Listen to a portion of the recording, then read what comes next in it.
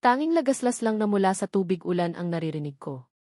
Pagkadating namin ng kwarto, kaagad akong nagpaalam kay Kenzo na gagamit ng banyo.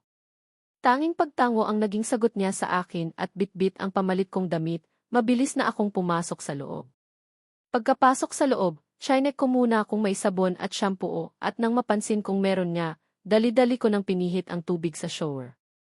Wala yatang heater at sobrang lamig ng tubig pero wala akong choice. Walang lugar ang pag-iinarte lalo na at nandito kami sa liblib ng lugar. Mabuti nga at may shower pa eh. Hinubad ko muna lahat ng saplot sa aking katawan bago ako mabilis na tumapat sa tubig na nagmumula sa shower. Wala akong balak na magtagal sa paliligo kaya naman isahang shampoo at sabon lang mabilis na din akong nagbanlaw.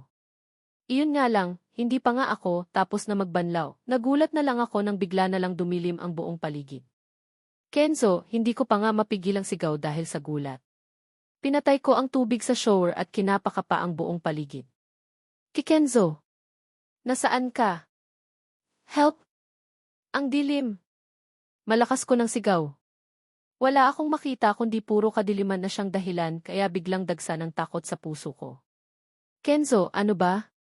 Nasaan ka ba? Maluha-luha ko ng sigaw.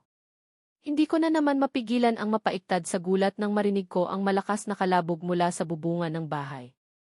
Sa takot ko, pakapaka pa akong naglakad patungo sa may pintuan at saktong hahawakan ko na sana ang doorknob nang bigla kong naramdaman ang pagbukas noon at bumungad sa pangingin ko ang isang malamalam na ilaw na mula sa kandila. Bella, okay ka lang ba? Boses ni Kenzo.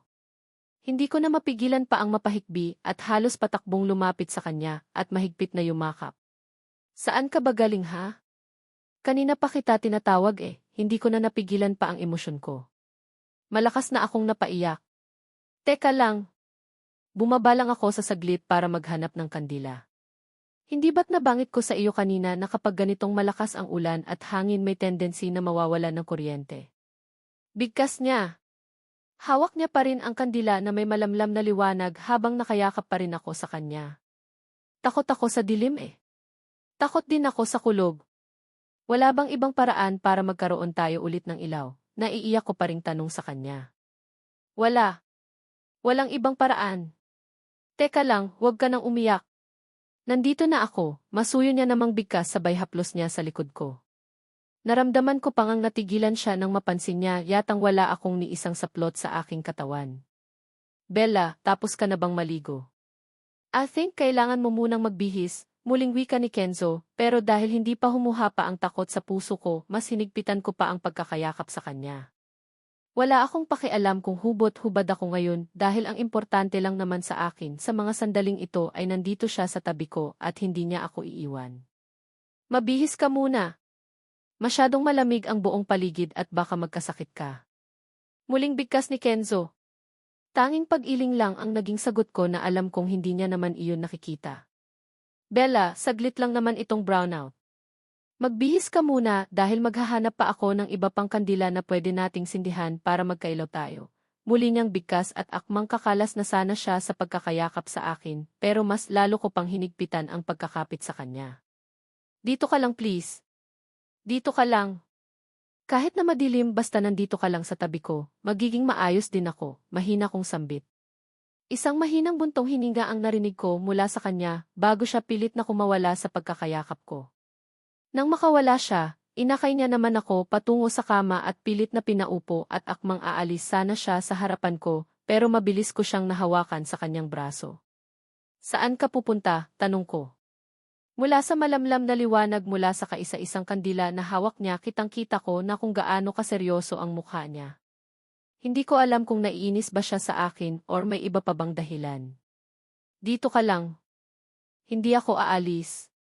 Ipapatong ko lang itong kandila doon banda tapos babalik din kaagad ako, masuyong bigkas niya. Wala na akong choice kundi ang bumitaw sa kanya, samantalang mabilis naman siyang naglakad patungo sa isang maliit na mesa at ipinatong doon ang hawak niyang kandila na may sindi. Mahina lang ang apoy ng kandila at hindi talaga sapat iyon para mabigyan ng liwanag ang buong paligid ng kwarto. Kagaya ng pangako ni Kenzo, pagkatapos niyang maipatong ang kandila ay mabilis na siyang naglakad pabalik sa akin. Naupo sa tabi ko at seryoso akong tinitigan. Hindi ka dapat lumalabas ng banyo na walang kahit na anong saplot sa katawan. Lalaki pa rin ako at mabilis na matukso. Mahina niyang sambit bago niya ako kinabig payakap at sabay kaming napahiga ng kama. Hindi ko alam kung kasalanan ko ba or kagaya ng nasabi ni Kenzo, mabilis lang talaga siyang matukso dahil namalayan ko na lang na magkalapat na ang aming mga labi. Pareho kaming nakahiga dito sa ibabaw ng kama habang pareho kaming abala sa pagpapalitan ng halik sa isa't isa. Sabi ko hindi na mauulit ang nangyari sa amin kagabi pero heto na naman ako. Hindi ko na naman mapigilan ang mapahalinghing sa sarap nang maramdaman ko ang muling paglalakbay ng mga palad ni Kenzo sa buo kong katawan. Sa haplos niya, ramdam ko ang init na nagmumula sa kanyang palad at hindi ko mapigilan ang mapaungol sa sarap. Nararamdaman ko pa rin ang patuloy na pagbuhos ng malakas na ulan sa labas ng bahay pero wala na doon ang buo kong atensyon. Nasayakan at haplos na ni Kenzo dahil nagbibigay iyon ng kakaibang damdamin na patuloy na lumulukob sa buo kong pagkatao.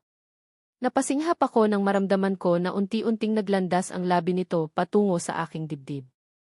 Walang sagabal na nahahaplos niya iyon dahil wala akong kahit na anumang saplot sa katawan.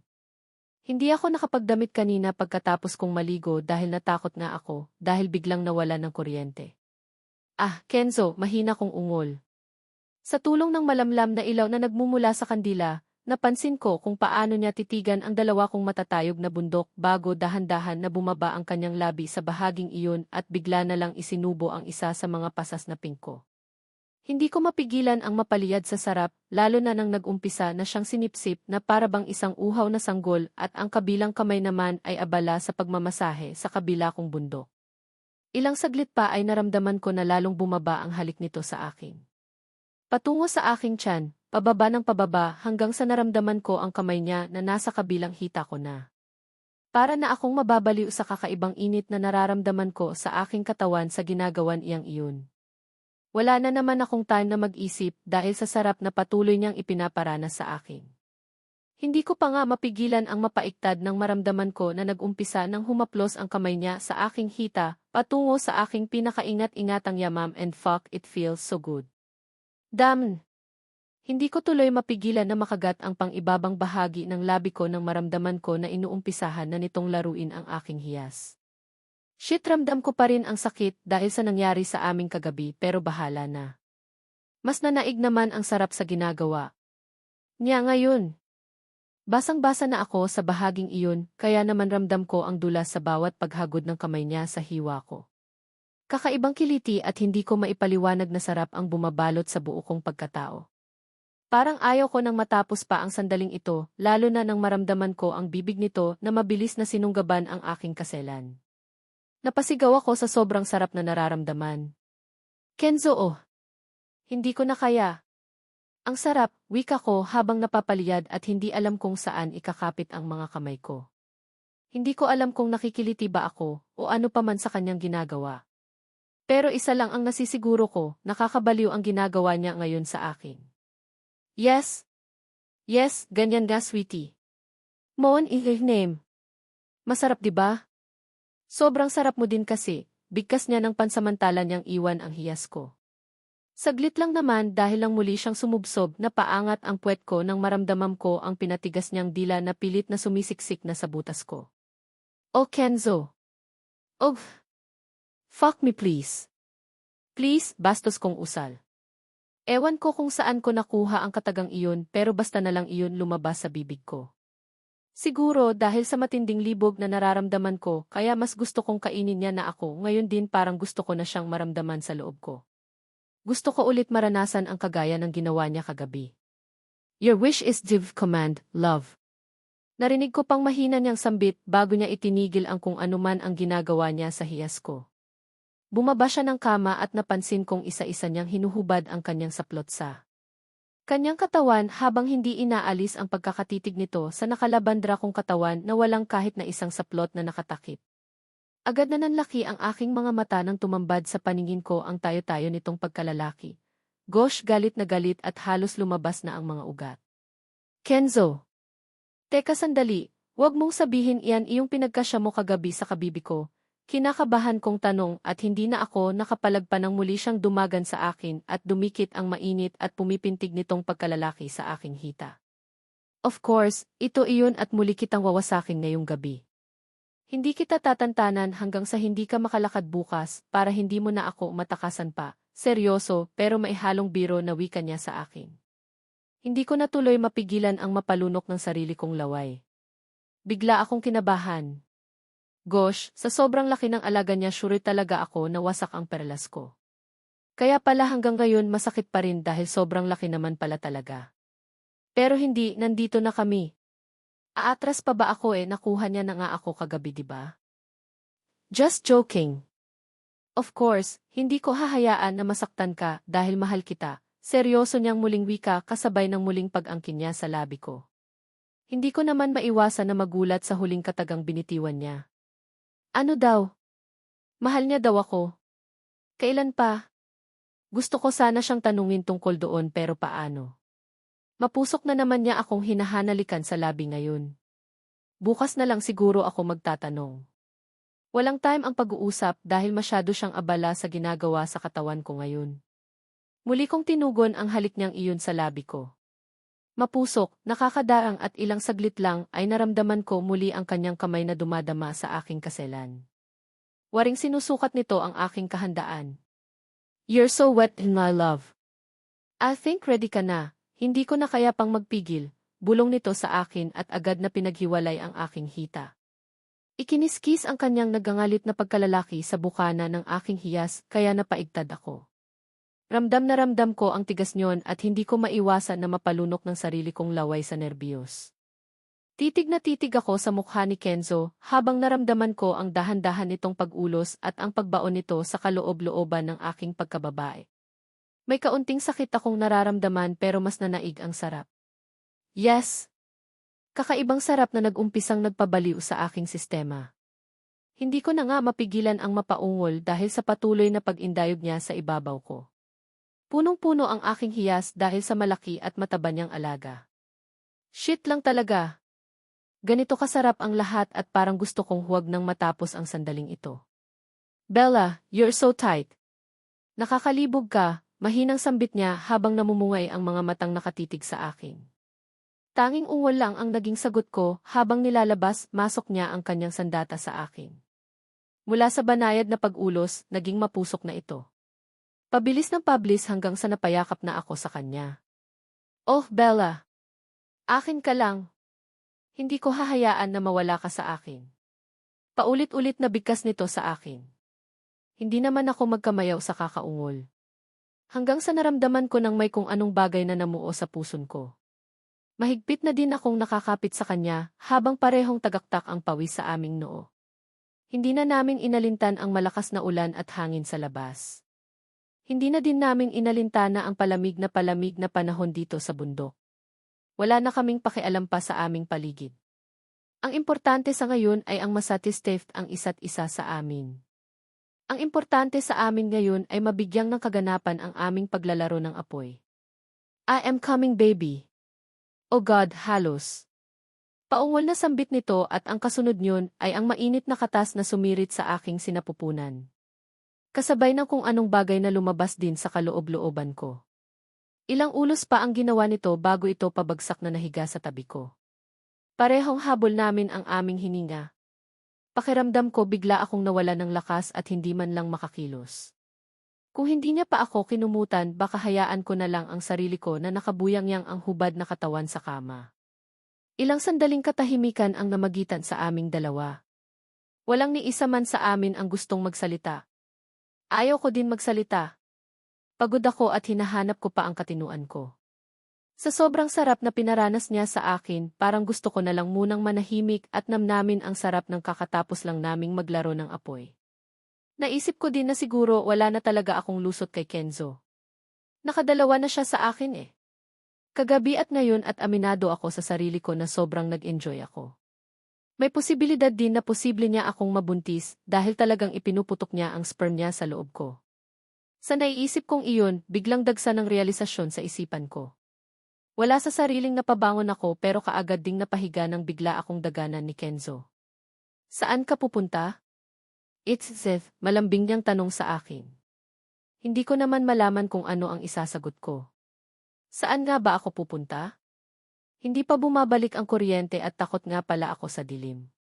Ngayong nakadalawa ka na sa akin, may permit na ba ako para mangalbo ng mga malanding babae? Tanong ko sa kanya.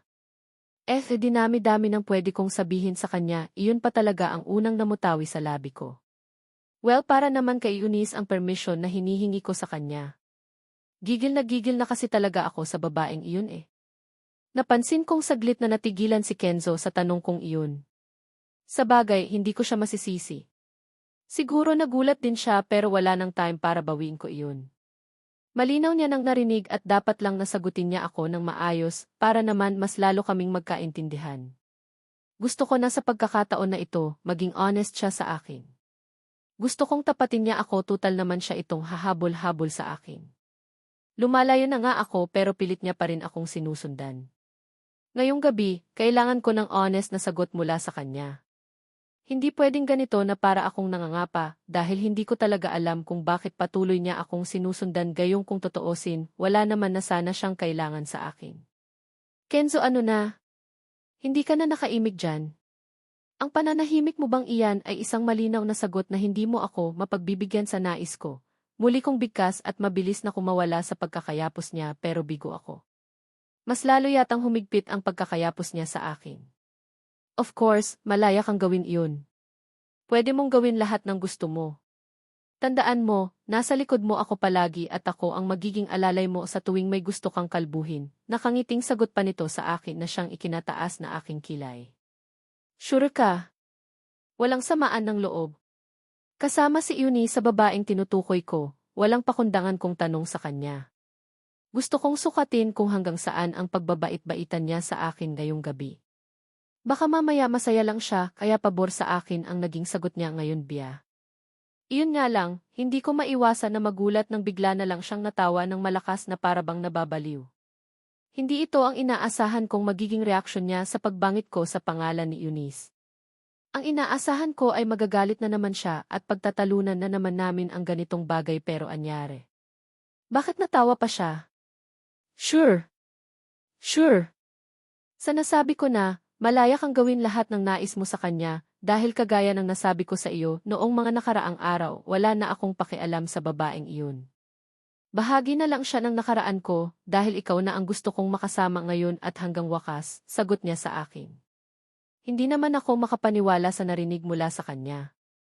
Mahal na nga kita, Bella, at handa akong suportahan ka sa lahat ng nais mo as long as magkasama tayong dalawa. Ikaw ang kasama ko ngayon at hindi ako magsasayang ng oras na habulin ka kung hindi ka mahalaga sa akin. Sa pagkakataon na ito, ramdam ko na ang pagiging seryoso ng boses niya. Hindi ko tuloy malaman kung ano ang isasagot ko. Sobrang naguguluhan ako. Hindi kayang i-absorb ng utak ko ang sinasabi niya ngayon sa akin. Matutuloy ang kasal nating dalawa at magiging asawa kita. Bubuo tayo ng isang masayang pamilya dahil gusto kong ikaw lang ang magiging ina ng mga anak ko. Muli niyang bigkas kasabay ng pagdampi ng labi niya sa noo ko. Hindi may paliwanag na tuwa ang biglang bumaha sa puso ko. Marupok nga ako dahil sa sobrang tuwa na nararamdaman ko ngayon, hindi ko na namalayan pa ang pagpatak ng luha mula sa aking mga mata. Luha ng kaligayahan at hindi ko na nga napigilan pa na mapahagulhol ng iyak dahil sa tuwang nararamdaman ko. Hey! Anong nangyari sa iyo? Teka lang, umiiyak ka ba? Taranta namang tanong niya sa akin. Wala sa sariling mahigpit akong napayakap na din sa kanya, kasabay ng pagsubsob ko ng mukha ko sa dibdib niya. Thank you. Kung totoo man ang sinasabi mo ngayon, hindi mo lang alam kung gaano ako kasaya. Kay tagal kong hinintay ang pagkakataon na ito, Kenzo. Alam mo kung gaano kita kamahal kaya salamat dahil sa wakas, narinig ko din ang mga salitang gusto kong marinig mula sa bibig mo, umiiyak kong sambit. Wala nang lugar para magpakipot. Kung sakaling isang pagkakamali ang magtiwala sa kanya, buong puso ko iyong tatangapin. Kung sakaling muli akong masaktan sa piling niya dahil sa padalos-dalos kong desisyon, ayos lang. Tatangapin ko basta ang importante naranasan kong sumaya sa piling niya. Iretretahan na. Ano ka ba? Bakit ka ba umiiyak ngayon? Bella, please, ayaw kong umiyak ka. Hindi ko kayang makita kang lumuluha, buong pagsuyo namang sagot niya sa akin. Hindi naman ako nakaimik. Para kasing sa pagkakataon na ito gusto kong umiyak ng umiyak. Gusto kong maging emotional na muna dahil masaya ako. Masayang-masaya ang puso ko dahil katabi ko siya ngayon. Kahit na anong pilit ko na wag nang umiyak ayaw talagang paawat ang luha ko. Patuloy pa rin sa pagpatak mula sa akin mga mata kahit na anong pilit ni Kenzo na patahanin ako. Hindi ko alam kung bakit. Hindi ko alam kung ano ang nangyayari sa akin. Basta gusto ko lang umiyak. Puro hikbi mula sa akin ang naririnig sa bawat sulok ng silid. Ni hindi ko na nga namalayan pa na nakatulog na pala ako at nagising na lang kinaumagahan na mag-isa na lang ako dito sa kama. Dali-dali akong bumangon mula sa pagkakahiga at hindi ko mapigilan ang mapakunot noon nang mapansin kong nakasuot na ako ng damit pantulog. Ang naalala ko kasi kagabi, nakatulog akong hubot-hubad. Hindi ko tuluyan mapigilan ang makaramdam ng kilig nang maisip ko na baka binihisan ako ni Kenzo habang tulog ako. Imagine, may itinatago din pala siyang sweetan. Kilig to the highest level tuloy itong nararamdaman ko ngayon. Wala sa sariling napatitig ako sa salamin na bintana at lalo akong nakaramdam ng galak nang mapansin ko kung gaano kaganda ng tanawin sa labas. May ilang ibon din akong nakikitang lumilipad sa kalangitan. Unlike kagabi na parang may bagyo, mas maganda ang panahon ngayon. Kailinis ng kalangitan kaya hindi ko na napigilan ang sarili ko. Mabilis akong bumaba ng kama at naglakad patungo sa may bintana. Tama si Kenzo, hindi ko ma-appreciate ang ganda ng buong paligid kapag gabi. Ngayong umaga kasi, nakikita ng dalawang mga mata ko kung gaano kaganda ang paligid. Mula sa kinatatayuan ko, may nakikita ako na ilang mga kabahayan. Malalayo ang agwat at tiyak akong puro din mga bahay bakasyonan iyon. Hindi lang pala nag-iisa dito sa gitna ng gubat at kabundukan ang bahay na ito, kundi may mga kapitbahay din pala. Iyon nga lang, sobrang layo ng agwat nila at kahit na siguro magsigawan kami walang sino man ang makakarinig. Sobrang nag-enjoy ako sa mga nakikita ko sa kapaligiran nang maamoy ko ang masarap na aroma na mula sa pagkain. Napahawak ako sa aking tiyan nang bigla akong nakaramdam ng gutom. Nagpasya akong pumasok na muna ng banyo para makapilamos at toothbrush dahil tiyak akong nasa labas lang si Kenzo. Eksakto 8:00 na ng umaga at para bang gusto kong mag-ikot sa buong paligid. Pagkatapos kong gawin ang morning routine ko, mabilis na akong lumabas ng kwarto. Maaliwalas na sa mga mata ko ang mga nakikita ko dito sa loob ng bahay at kahit nakatiting na takot wala na akong nararamdaman. Dahan-dahan akong bumaba ng hagdan at pigil ko pa nga ang matawa nang marinig ko na naman ang mahinang tunog mula sa hagdan tuwing humahakbang ako. Pagkababa ko ng hagdan, tinahak ko ang way patungo sa kusina kung saan naabutan ko si Kenzo na abala sa pagluluto. Hindi niya namalayan ang pagdating ko dahil abala siya sa kung anong hinahalo niya. Dahan-dahan akong naglakad palapit sa kanya at walang sabi-sabing bigla na lang yumapos mula sa likuran niya. Yes, talagang yumapos ako. Sino ba naman ang hindi mapapayapos sa isang taong abala sa pagluluto na ang tanging suot lang ay boxer shorts at apron? Ang hot niyang tingnan. Super yummy at parang kaisarap niyang ay hagbuong. Maghapon. Hulaan mo kung sino ako, parang tanga ko pang tanong sa kanya. Obvious naman ang tanong ko eh. Dalawa lang kami dito sa bahay. Ang sarap. Mukhang masarap ang gising ng love ko ngayon mahina niyang wika. Hindi ko naman mapigilan ang matawa sabay bitaw sa pagkakayapos sa kanya para sana makita kung ano ang niluluto niya. Kay sarap kasi ng amoy sa ilong eh. Nakakagutom. Ano ba kasi iyang niluluto mo? Sure ka ba na masarap iyan? Tanong ko kaagad sa kanya sabay titig ng piniprito niyang longanisa. Yes, longanisa pala kaya pala kumalat ang mabangong amoy nito sa buong kapaligiran na siyang naging dahilan kaya lalo akong nakaramdam ng gutom. Malapit nang maluto ito. Relax ka lang dyan dahil kapag matikman mo itong mga niluto ko, tiyak akong hahanap-hanapin mo, nakangiting sagot niya naman sa akin. Hindi ko naman mapigilan ang mapataas ng kilay. Akmang aalis na sana ako sa tabi niya nang bigla niya na lang akong hawakan sa aking kamay at masuyong tinitigan sa aking mukha. Bakit ba ang ganda mo? I can't help it but to kiss you. Mahina niyang sambit kasabay ng dahan-dahan na pagbaba ng mukha niya sa mukha ko. Naglapat ang aming mga labi at ilang saglit lang, mapusok na kaming naghalikan. Gosh, parang ibang breakfast yata ang gusto kong kainin ngayong umaga. Ang sarap sa pang-amoy ng niluluto nitong si Kenzo, pero mas masarap ang labi niya. Nakakainit ng katawan at namalayan ko na lang na bigla na lang akong iningat ni Kenzo at pinapaupo sa mesa habang hindi naghihiwalay ang labi namin. Patuloy kami sa mapusok na halikan hanggang sa bumaba ang labi niya patungo sa aking lik. Hindi ko naman mapigilan ang mapaungol dahil sa biglang sigid ng familiar na damdamin na biglang lumukob sa buo kong pagkatao. Kenzo, teka lang. Baka may makakita sa atin. Mahinang anas ko nang maramdaman ko na isa-isa niya nang kinakalas ang buttons ng suot kong blouse. Gosh, may balak pa yata siyang angkinin ako dito mismo sa kusina. Gusto niya yata akong gawing appetizer. Walang ibang tao dito kundi tayo lang. Hindi dadating na yung araw ang caretaker, kaya solo natin ang buong paligid at malaya nating gawin lahat ng nais natin Bella din love. Mahina niyang anas at tuluyan niya nang nahubad ang suot kong blouse. Wala akong suot na bra kaya kaagad na tumampad sa mga mata niya ang matatayog kong bundok. Oh shit! Is that babies? Ang sarap nila, mahina niyang usal bago niya isinubo ang isa sa mga pasas na pink ko. Malakas akong napaungol nang bigla niya na lang iyong ese. Oh Kenzo, malakas kong ungol habang mahigpit na nakahawa ka sa magakbila ang side ng mesa. Kung makasipsip naman kasi sa pasas na pink ko akala mo may makukuha siyang gatas doon eh. Yes love. I love you, mahina niyang usal. Patuloy siya sa pagpapala sa magkabilaan ko ng dibdib. Salitan nitong sinisipsip ang magkabilaan kong pasas na pink. Hindi ko na din napigilan pa ang sarili ko. Tuluyan na napakapit sa kanyang balikat nang maradaman ko na dahan-dahan niya na namang hinuhubad ang pajama ko. Gosh, ang sarap. Ang sarap ng breakfast namin. Nang tuluyan ng mahubad ni Kenzo ang pajama ko, ay kaagad niya na ding tinagal ang suot niyang apron. Hinubad ang nag-iisa niyang saplot na boxer shorts at pinabuka kanya ako. Muli akong napaungol ng malakas nang walang sabi-sabing ang hiyas ko na naman ang pinagdiskitahan niya. Yes, abala siya sa kakadila at kakasipsip ng aking hiyas, kaya sa buhok niya na naman ako napakapit. Ramdam ko ang pagtaas-baba ng kanyang dila sa bukana ng aking pagkababae. Oh! Kenzo, ganyan nga.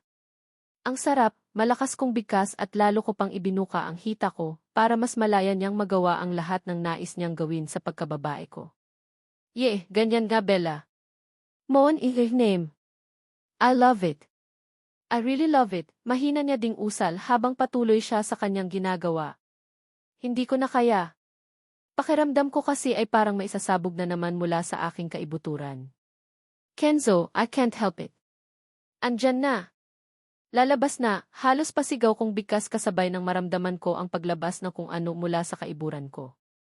Pagkatapos noon, parang bigla akong nakaramdam ng panghihina. Habol ko na din ang aking paghinga na akala mo pagod na pagod ako gayong wala naman akong ibang ginawa kundi ang umungol at bumuka ka lang. Ready, nakangiti niya pang wika sa akin kasabay ng pagpwesto niya sa ibaba ko.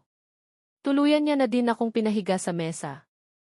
Isinampay niya ang dalawa kong hita sa kanyang balikat kasabay ng pagkiskis ng alaga niya sa bukana ng aking pagkababae. Ready. Malandi kong sagot sa kanya na sinabayan ko pa matamis na pagngiti. Excited na ulit akong maramdaman siya sa loob ko, kaya hindi ko mapigilan ang mapasigaw nang maramdaman ko ang dahan-dahan niyang pagpasok sa akin. Oh fuck! Love, so tight, mahina niyang bigkas habang mas lalo niya pang ipinapasok ang kahabaan niya sa akin. Nang tuluyan na iyong makapasok, dahan naman siyang bumayo kasabay ng hindi ko mapigilan ang malaklas na ungol. Oh, Kenzo! Shit ang laki niyan! Ang sarap, malakas kong bigkas. Kaming dalawa lang naman ang nandito sa loob ng bahay, kaya pwede naman siguro akong sumigaw. Pabilis ng pabilis ang kanyang pagbayo at palakas ng palakas ang aming pag-ungol. Pareho kaming alipin ng matinding pagnanasa, kaya wala na kaming pakialam pa sa aming kapaligiran. Ang importante lang sa amin ngayon ay ang mairaos ang matinding pagnanasa na aming nararamdaman sa isa't isa. I love you Bella, narinig kong anas ni Kenzo sa akin, habang patuloy siya sa pag-atras abante sa ibaba ko. Parehong tagaktak ang pawis sa aming katawan dahil sa sobrang init dito sa kusina. Hindi pa ito nakontento, bigla niya lang akong binuhat at dinala sa maisala kung saan dahan-dahan niya akong inilapag sa malambot na sofa habang magkahugpong pa rin ang aming mga ari. Pagkalabag niya sa akin, buong gigil siyang umulo sa ibabaw ko habang sakop ng dalawa niyang kamay ang magkabilaan kong bundok.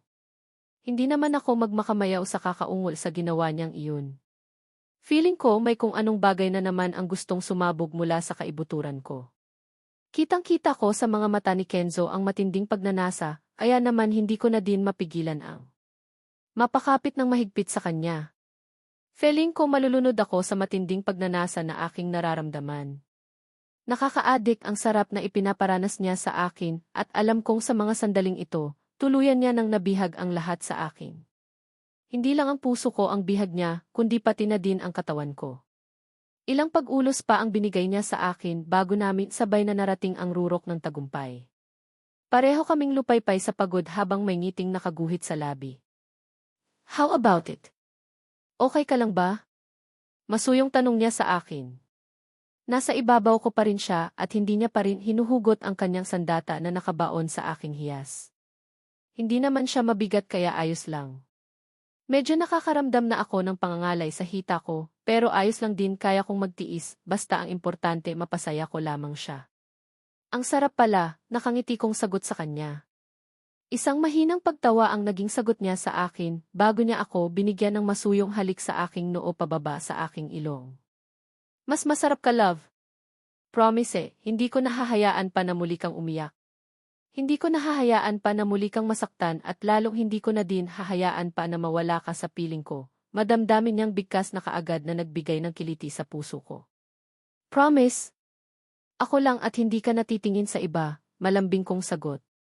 Yes, ikaw lang at wala nang iba, masuyong bigkas niya at muling gumalaw sa ibabaw ko. Kaagad namang namilog ang mga mata ko sa gulat nang maramdaman ko ulit ang matigas niyang alaga. Wari ba ay muli na namang nabuhay iyon at hindi ko mapigilan ang malakas na mapaungol ng bigla niya iyon ilabas-pasok sa aking hiyas. Ilang beses niyang ginawa iyon bago niya biglang hinugot at iginya ako paupo sa sofa. Tuwad ka, love, malambing niyang wika. Hindi ko naman alam kung ano ang ibig niyang sabihin pero noong idemo niya sa akin ang kung ano ang gusto niyang gawin ko, kaagad na din akong napasunod. Nakabenda ko ngayon sa carpeted na sahig habang nasa likuran ko siya. Dog style daw ang gagawin namin at impit akong napasigaw nang bigla niya na lang isagad ang kanyang naghumindig na alaga sa loob ng aking naglalawang hiyas. Iba yung sarap ang biglang sumabog sa buo kong pagkatao, lalo na nang nag-umpisa na siyang mag-atras abante. Hindi ko alam pero mas masarap pala ng ganitong posisyon. Ramdam ko ang kahabaan niya na patuloy na bumabaon sa naglalawa kong kuweba. Tuluyan na naming nakalimutan ang pagkain dahil pareho nang nakatuon ang buo naming atensyon sa aming ginagawa. Ugh! Ah! Kenzo, sige pa. Isagad mo pa, halos nagmamakaawa kong sambit. Parang gusto ko na din umiyak hindi dahil nasasaktan ako kundi dahil nasasarapan ako. Pabilis ng pabilis ang ginagawa niyang pag-ulos mula sa likuran ko. Naririnig ko na din ang salpukan ng aming katawan. Oh! Bella, ang sarap mo din, love. Akin ka lang. Akin ka lang, mahina niya ding biggas na sinabayan niya pa ng pangungol. Halos mamilipit na din pati ang daliri sa aking mga paa dahil sa ginagawa niyang pagpapaligaya sa akin ngayon. Yeh, off. Kenzo. Sa iyo lang ako.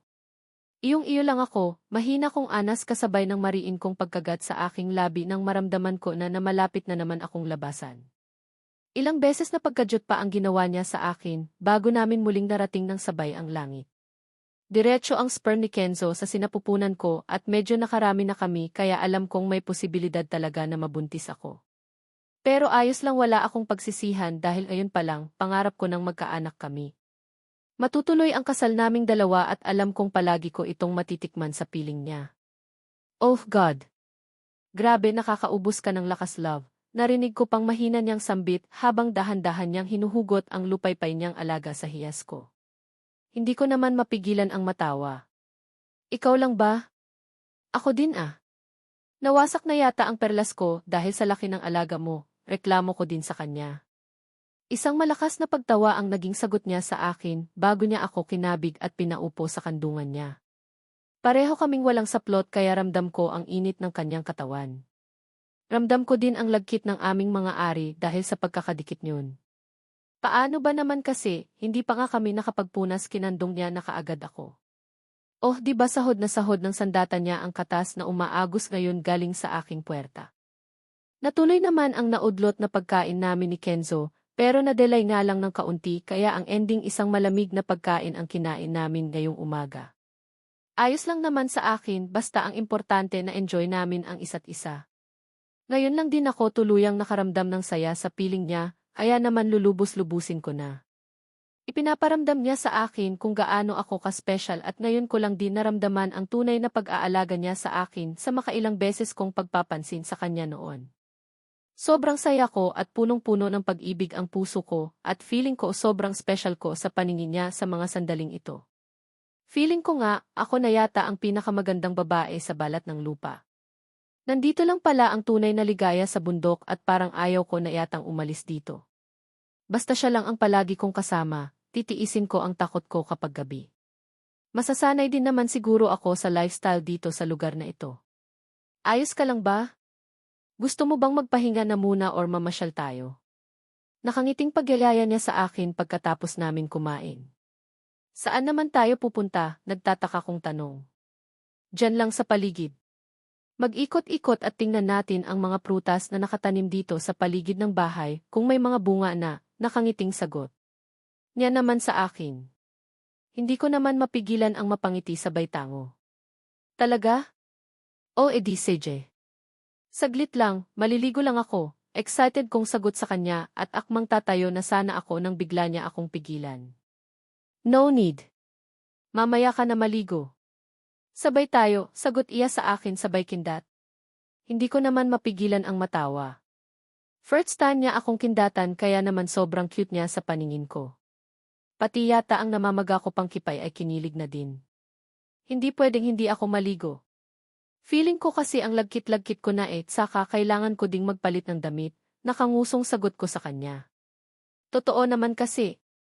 Sobrang lagkit ng pakiramdam ko siguro dahil sa makailang ulit na may nangyari sa amin.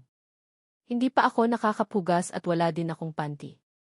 Basang-basa kasi iyon at simula noong natapos kaming kumain, hindi pa kami ulit umakyat ng kwarto para sana makapaglinis man lang ng katawan.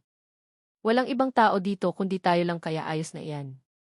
Wala namang ibang aamoy sa iyo kundi ako lang kaya halika na, wika niya sa akin sabay hakbang habang hawak niya ako sa aking kamay. Wala na akong nagawa pa kundi ang magpasyanod na lang. Bahala na nga. Tama naman kasi ang sinabi niya. Nandito kami sa bundok at wala naman sigurong ibang tao dito kundi kami lang. Wala nga namang ibang aamoy sa akin kundi siya lang kaya ayos na ito. Mamaya na lang siguro ako maliligo pag uwi namin. Ayos lang naman siguro na mag-ikot-ikot sa buong paligid na walang suot na panty. Nakashort naman ako Mabilis na kaming lumabas ng bahay. Pagkalabas namin, kaagad na bumungad sa paningin ko ang preskong kapaligiran. Basa pa rin ang mga dahon ng mga puno dito sa harap ng bahay siguro dulot ng malakas na ulan kagabi. Hinila ako ni Kenzo patungo sa likod ng bahay at hindi ko mapigilan ang mamangha nang bumungad sa paningin ko ang isang malawak ng lupain. May mga puno ng iba't ibang prutas din akong nakikita. May puno ng mangga at jackfruit na parehong hitik sa bunga. May iba pang mga puno akong nakikita pero hindi ko na alam kung anong mga klaseng puno iyon. Mangga at jackfruit lang ang kilala ko dahil iyon lang ang may bunga. Ang daming bunga, hindi ko na din mapigilang bulalas. Gusto mo bang kumuha tayo ng bunga? Not sure kung may hinog na ba sa mga jackfruit pero pwede nating i-check. Nakangiting sagot niya sa akin. Kaagad na din naman akong umiling. Kakatapos lang namin kumain at busog pa ako. Baka kasi masayang lang ang mga prutas kung kukuha kami tapos hindi naman pala kakainin. Mamaya na lang siguro. Gusto ko pang libutin ang buong paligid, nakangiting sagot ko sa kanya sabay kapit sa braso niya. Okay, your wish is if he command if I love, nakangiting sagot niya sa akin at naglakad pa kami sa dako paroon. Wala pang 10 minuto kaming naglakad nang makarinig akong lagaslas ng tubig. Kaagad akong napahinto at lumingalinga. May falls ba dito? Hindi ko maiwasang tanong sa kanya. Yes at doon tayo pupunta. Gusto kong ipasilip sa iyo ang hidden paradise at paborito kong tambayan kapag nakabakasyon ako sa lugar na ito. Nakangiting sagot niya naman sa akin, sabay hila niya sa akin sa kumpol ng mga halaman na namumulaklak. Mga mayayabong na bougainvillea iyon at binaybay namin ang makipot na daan bago kami nakarating sa sinasabing falls ni Kenzo at hindi ko maiwasang mamangha nang mapansin ko kung gaano kaganda iyon. May falls din doon sa Hacienda de Borlo pero mas hamak na mas maganda ang falls sa lugar na ito. May malakristal na tubig na para bang kaisarap maligo. Habang pinagmamasdan ko ang malinaw na tubig ng falls, hindi na ako nakapagpigil pa at buong paglalambing na nagpaalam ako kay Kenzo na maligo. Yes, kanina pa ako init na init at sobrang lagkit ng pakiramdam ko kaya gusto ko na talagang maligo. Kung hindi lang siya nagyaya sa akin na mamasyal baka kanina pa ako nakaligo at ngayong may malinaw ng tubig sa harapan namin, hindi ko ito mapapalagpas. Maliligo ako sa ayaw at gusto ni Kenzo. Gusto mo nang maligo? Kapag magtampisaw ka na sa tubig, hindi na tayo makakaikot nito. Wala din tayong dalang towel at baka lamigin ka, sagot niya naman kaagad sa akin. Halos 10 minuto ang ginugol naming paglalakad mula bahay hanggang dito sa falls at sandaling lakaran lang naman siguro iyon. Hindi naman siguro ako lalamigin ng sobra. Ayos lang. Kaya ko ang lamig. Ang hindi ko lang kaya ngayon ay ang feeling na parabang ang baho ko na, nakalabi kong sagot sa kanya. Napansin kong natawa naman ito habang masuyong nakatitig sa akin. Saka pwede naman nating ituloy ang pamamasyal natin sa mga susunod na araw. Magtatagal pa naman tayo dito, diba? Kaya hayaan mo na muna ako ngayon sa cravings ko, muli kong bigkas. Cravings? Abat ano iyan, naglilihi ka na kaagad? May pa-cravings ka pa ha, sagot niya naman sa akin. Todong ngiti siya kaya naman kitang-kita ko ang pantay-pantay niyang ngipin na mas lalong nagpalutang sa angkin nitong kagwapuhan. Kaya siguro patay na patay ang puso ko sa kanya dahil ngiti palang makalagloud panty na. Okay, fine, pwede kang maligo pero sa isang kondisyon. Seryoso niya namang sagot sa akin habang may naglalarong ngiti sa labi niya. Kondisyon? Anong kondisyon? Nagtataka kong tanong sa kanya. Isang pilyong ngiti ang kaagad na gumuhit sa labi niya bago niya ako sinulod ng tingin mula ulo hanggang paa. Hubarin mo ang damit at shorts mo para hindi ka lamigin mamaya pag uwi natin since wala tayong dalang kahit na towel, sagot niya na labis kong ikinagulat. Ano? Teka lang, nagbibiro ka ba? Ayaw ko nga, baka mamaya may ibang tao at nakakahiyang makita ako sa hindi ka nais-nais na sitwasyon, sagot ko naman kaagad sa kanya na sinabayan ng sunod-sunod na pag-iling. Gosh, ano ba ang pumasok sa isipan nitong si Kenzo at bakit gusto niya akong maghubad? Wala nga akong suot kahit panty eh. Maliban sa ating dalawa, walang ibang tao ang mga has na pumasok sa vicinity na ito kaya huwag kang mag-alalala.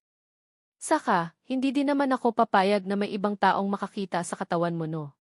Safe ka dito kaya no worries, sagot niya sa akin sabay hawak niya sa lailayan sa suot niyang t-shirt. Hinubad niya iyon kasunod ng suot niya ding cotton shorts na labis kong ikinagula. Boxer shorts lang ang itinira niya at ilang saglit lang lumusong na siya ng tubig. Hindi ko tuloy mapigilan ang sundan siya ng tingin. Hindi ko siya sinundan ng tingin dahil naiinggit ako sa kanya, dahil nasa tubig na siya, kundi nasundan ko siya ng tingin dahil sobrang hot niyang tingnan. Malaya kong napagmamasdan ang maganda niyang katawan na akala mo alaga sa gift eh. Perfect at para bang kay sarap pisili ng mga muscle niya. Ano na? Tatayo ka na lang ba dyan? Akala ko ba maliligo ka? Biglang lingon ito sa akin, kaya huling-huli niya tuloy ako kung paano ko siya titigan. Ha okay, nandyan na, kaagad ko ding sagot sa kanya at hindi na nag-isip pa ng kung ano paman. Mabilis kong hinubad ang suot kong t-shirt at suot kong shorts. Pagkatapos noon, walang kahit na anong saplot sa katawan na kaagad akong lumusong sa tubig. First time kong maligo ng hubot-hubad sa mga ganitong lugar kaya bahala na.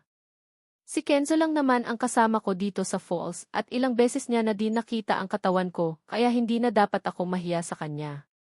Wow, talagang totoo pala ang sinabi mo sa akin kanina na wala kang panty, narinig ko pang tanong ang nanunudyong boses ni Kenzo. Mabilis itong lumangway palapit sa akin at walang sabi-sabing yakap niya ako mula sa likuran ko. Pagkatapos noon, hinila niya ako patungo sa medyo malalim ng bahagi ng tubig habang mahigpit na nakayapos ang dalawa niyang kamay sa may baiwang ko. Wala nga 'di ba? Nasa kusina pa iyong panty ko at kailangan labhan iyon dahil baka may ibang makakakita. Nakakahiya, kaagad ko ding sagot sa kanya at hindi ko mapigilan ang mapapikit ng aking mga mata nang maramdaman ko ang paghagod ng dila niya sa may punong tainga ko. para akong kinikiliti sa baging leon na hindi ko maintindihan. Kahit na nakaloblob ang buo kong katawan sa tubig bigla akong nakaramdam ng pag-iinit. Shit, ano ba? Magdikit lang kami ng kaunti, may parang kung anong kuryente na akong nararamdaman sa katawan ko. Nag-iinit na kaagad ako. Kenzo, teka lang. Baka naman may makakita sa atin dito. Mahina kong anas nang maramdaman ko na bumaba ang halik niya patungo sa aking balika. Parehong nakalubog ang aming mga katawan sa tubig pero naging malikot naman ang kamay niya. Kung saan saang bahagi na ng katawan ko nakarating kaya lalo tuloy akong nakaramdam ng pag-iinit ng katawan. Akala ko maliligo lang kami pero para bang may gusto siyang ipahiwatig sa akin na hindi ko mawari. Ipagpalagay mo ang kalooban mo. Walang sino man ang makakita sa atin dito dahil tayo lang dalawa ang tao sa lugar na ito.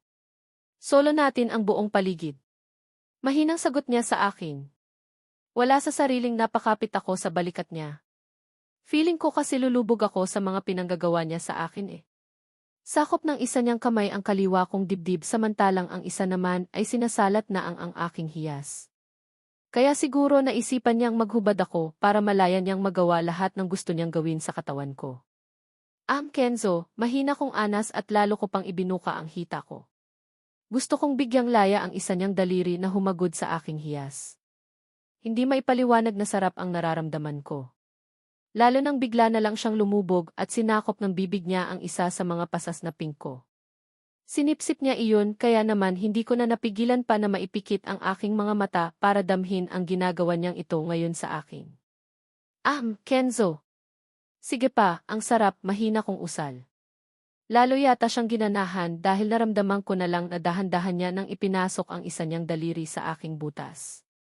Hindi ko mapigilan ang mapanganga sa sobrang sarap na aking nararamdaman habang titig na titig ako sa mukha niya na punong-puno ng pagnanasa ng mga sandaling ito. Kenzo, ganyan nga. Ang sarap niyan, muli kong sambit. Sa pagkakataon na ito, klitoris naman ang pinagdiskitahan niya. Napalinga-linga pa ako sa paligid para makasigurado na kami lang talaga ang nandito sa falls. Nakakahiya kasi talaga kapag may makakitang ibang tao sa amin eh. It's okay in my love. Hindi ko na kasi talaga kayang magpigil eh. Hindi ko kayang titigan lang ang katawan mo. Gusto kong tikman ngayon na at angkinin ulit, husky ang boses na sagot niya sa akin. Akala ko baligo lang. Bakit may paganito? Mahina ang boses na tanong ko sa kanya. Hinugot niya ang daliri niya sa loob ko at nakasya na lang na laro-laruin ang kuntil ko. Punta muna tayo sa banda doon in thy love. Hindi ko na kaya. Parang puputok ng ang boxer shorts ko. Kailangan kong mailabas ito, halos pabulong niyang wika sabay kagat sa punong tainga ko. Hinila niya ako patungo sa may batuhan at kaagad naman akong nagpasyanod. Nakakabitin kaya. Kaunti na lang at lalabasan na ako eh. Pagkadating namin sa may batuhan, inalalayan niya pa akong mapahiga sa isang malalapad na bato. Medyo masakit sa likod dahil matigas iyon pero kaya naman. Kapag ganitong sobrang nag-iinit na din ako, wala nang panahon pa para magreklamo. Kakaibang experience ito na ayaw kong palagpasin. Nang mapansin niyang maayos na akong nakapwesto dito sa ibabaw ng bato, sariling boxer shorts niya naman ang inatupag niya. Mabilisan niyang hinubad iyon at kaagad na bumulaga sa paningin ko ang galit na galit niyang sandata. Heist, kakatapos lang namin kanina at gusto na namang umiskor ngayon. Walang kasawa-sawa at para bang palagi siyang sabik sa perlas ng silangan kong naglalaway na ngayon. Ready, nakangisi niyang tanong at hindi ko mapigilan ang mapaungol ulit nang bigla niya na lang isubsob ang mukha niya sa perlas ng silangan ko. Oh! Shit, ang sarap niyan, halos pasigaw ko ding sambit. Bigla kong nakalimutan kung nasaan kami ngayon. Naging abala na kasi ang isipan ko sa pagdama sa kung ano ang ginagawa niya ngayon sa akin. Napahawak pa nga ako sa buhok niya at mas lalo kong isinusob ang ulo niya sa hiyas ko. Bahala siya, ginusto niya ito kaya panindigan niya. Nang magsawa siya sa ginagawa niya, mabilis na din siyang pumwesto sa ibabaw ko. Muli niyang pinag-isa ang aming katawan at saksi ang tahimik na kapaligiran kung paano kami nag-enjoy sa isa't isa. Sabay naming narating ang rurok ng kaligayahan. Nagpahinga lang kami ng kaunti bago muling-muling nagtampisaw sa tubig. Masaya kaming naligo at nang mapagod sa kakalangoy, nagpasya na din kaming umuwi na. Medyo nakakaramdam na din kasi kami ng gutom. Walang malapit na restaurant sa lugar na ito, kaya wala kaming choice, kundi ang magluto para may makain kami.